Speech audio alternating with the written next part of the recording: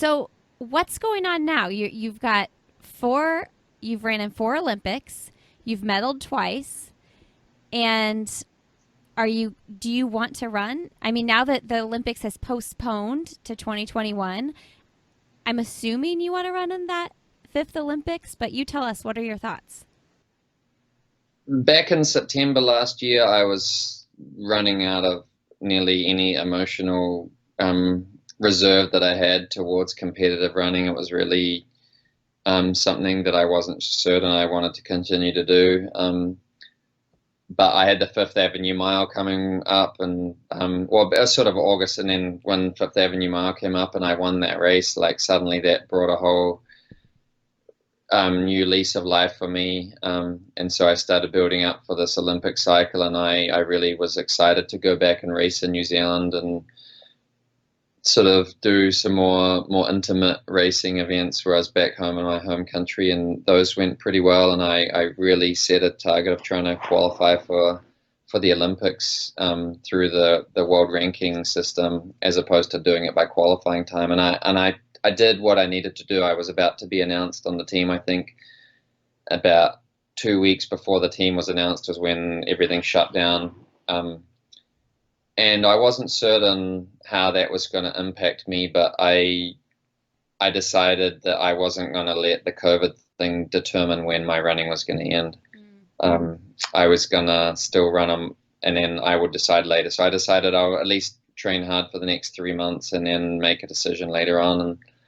And slowly and surely, I really started. I wasn't sure if I'd get a passion for it again, but especially in the last 3 or 4 weeks, it's really come along really hard. I've started training with people again here in Michigan, and that's been a blast having training partners. And yeah, I'm ready to commit to another full cycle, getting ready for to try and qualify and do as best as I can at the Tokyo Games. If you'd asked me back in August, I don't think I would have been in that headspace. So that's yeah, I feel much better that I'm able to like have that excitement and I'm not just doing it to please other people. Yeah, it's got to be a strange decision to decide like when you're going to hang something up and when you're not, because when you say I'm hanging it up, it feels so definite.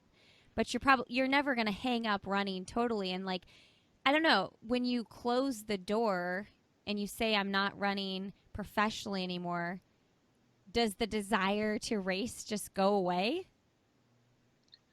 I think that's the beauty of this new situation that I've been fortunate enough to find myself in.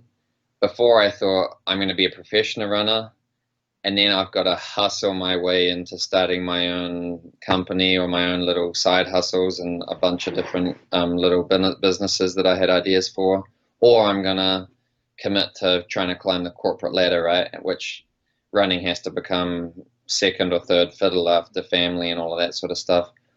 That's where this has really given me an additional lease of life. That although I am a full-time employee at Tracksmith, one of one of my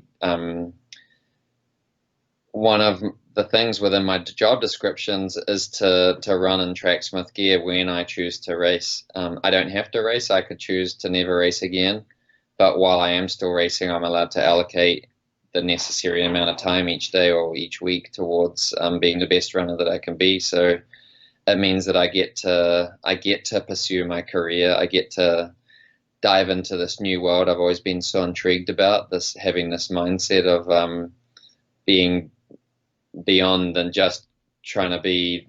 It always feels like a bit of a selfish pursuit, just focusing on yourself, being the best runner you can be all the time. You want to start thinking beyond that. But so now I get to do those things, and running happens to be one of the ways I can do that job the best.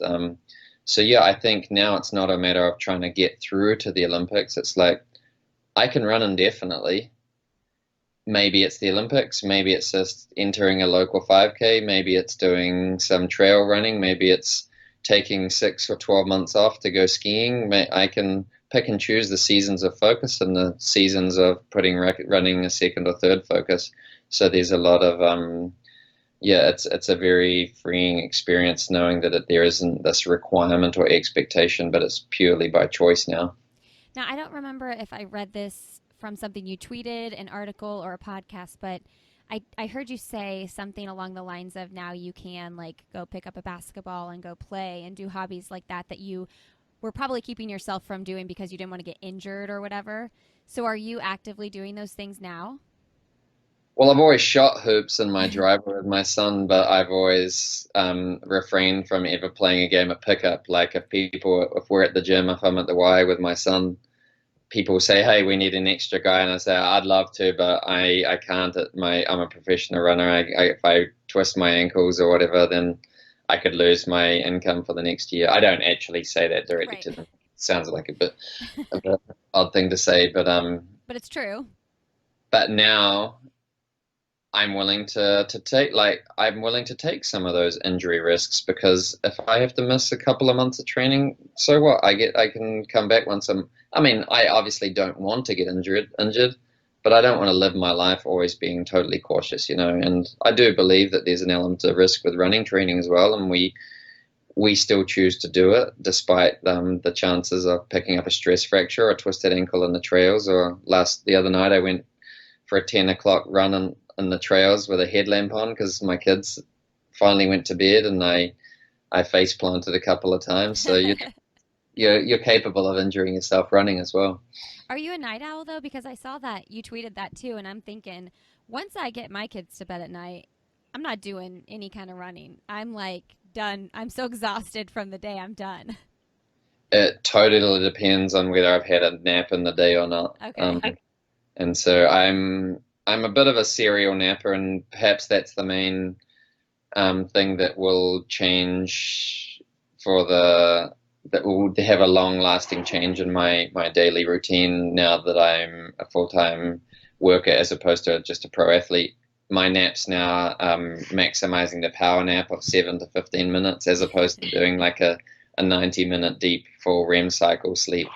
But the truth is, you come out of a 15-minute power nap and you still feel pretty revitalized. Sometimes better probably than the Yeah. full 90 minutes. That's such a blessing that you can nap. I'm not a napper. My husband's a great napper. He can decide to close his eyes and be out right away, and I just can't do it. So when we had very small kids, I just gave up on it because I would get so frustrated that I couldn't do it. Are you seeing, like, how long have you technically been full time with Tracksmith? I'm wondering if you're seeing a big shift in just how you prioritize your day and everything. I started April 20th, Okay. so almost 5 or 6 weeks now. I am amazed that I'm not one that has ever had the need to be organized Mm. because I've been self-employed and running has been the priority.